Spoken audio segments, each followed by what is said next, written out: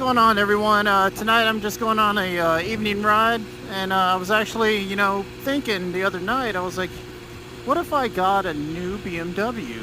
So in today's discussion, I'm going to talk about my thoughts on, perhaps trading this bad boy in. It's a 2014 S1000RR for a 2017 S1000RR when they come out later this year. So I've been thinking about it. This is the 14. It was the last, I guess you'd say, the version 2 or the second model when the S1000 was redone. The 2012 to 2014 year groups, I guess you'd call them. And, after I bought it, I kind of was kicking myself, and I was like, dang, because the 15s, they started incorporating all the, like you can get the DDC suspension, the electronic, it's all calculated, and you can set it with your settings instead of manually turning the little knobs, etc. It's got cruise control.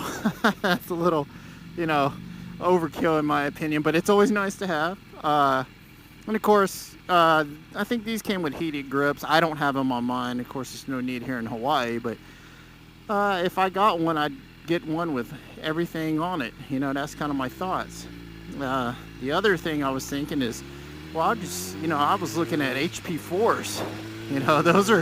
Those are pretty badass. The BMW HP4s, which are like basically the souped up version of the S1000RR, if there's such a thing, were the HP4s. And they were only made in 2013 and 2014.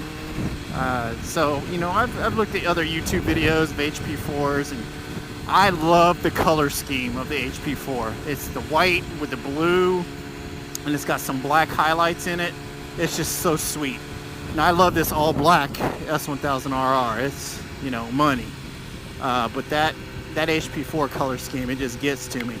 But like I've said, I've done research on the HP4s, and the more I do the research, I realize they're really expensive. Yeah, they're limited edition, and even a used one goes for at least 20 grand still. And I'm like, wow, because 20 grand, it's kind of overkill even for a BMW.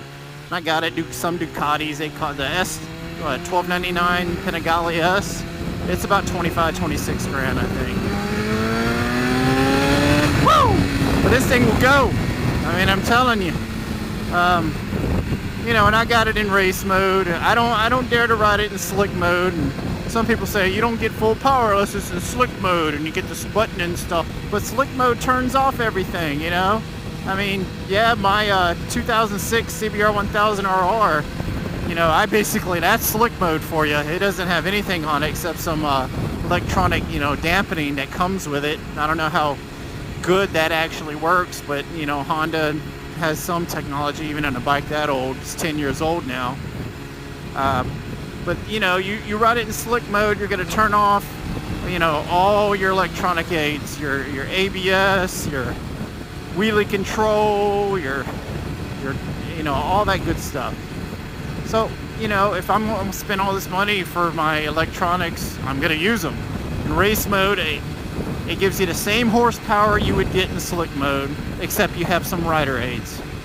And that's why you have a BMW. So I'll never ride it in slick mode. I've tried it before. I really couldn't tell a difference, but then again, I wasn't being like crazy or anything on the bike, so we'll see. Look at that view right there. Got a sunset coming here, and that's the Waianae Mountains. Pretty nice, clear evening here. It's beautiful.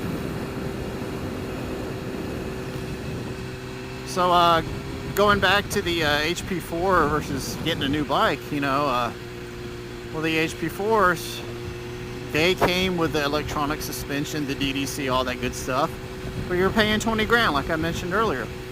The 2016s, 15 and 16, but even 16 had a couple little tweaks that the 15s didn't have. I read up on. The 2016, basically what came in the HP4 package, you get on the new BMW bikes, the 2015-16 models. So I'm sitting here like, why would I want an HP4? Yes, it's awesome, the color scheme, the limited edition, all that good stuff.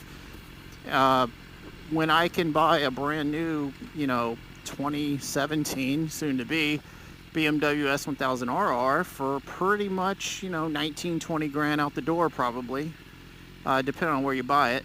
Probably higher here in Hawaii, obviously. But the HP4, it costs that much used, and they're at least 3-4 years old at that point. And yeah, I got it. HP4 is limited edition. It has a bunch of carbon parts, etc. on it. Yeah, that's cool. But I'm seriously thinking about the 17, or maybe a 2016 if I'm lucky enough that hasn't left the showroom floor yet. But I think they're all sold out here in Hawaii. For the same price, I'd rather have a brand new bike that I've broken in since day one than get a used HP4. That's kind of what I'm thinking. Now I'll go back to the debate. Why would I trade in a 2014 that's in perfect condition with like 6,000 plus miles on it? And when I bought it, the guy I bought it from, he bought it here in Hawaii from the BMW dealership. I still take it there and get it serviced. They can even tell me, because they have the records on the VIN number, all the things that have been done to it, the services, the last time it was serviced is awesome. So it's just like I bought the bike in a way. So I know everything that's ever, been done to it, etc. So this bike is awesome. There's really no need to trade it in. But I'm actually looking, as much as I say I like the black, I'm actually looking at getting the white version, the white with the loop in blue and the red highlights on it. I don't know, that bike is just pretty. I mean, it's up to me. I'd have the black one and a white one.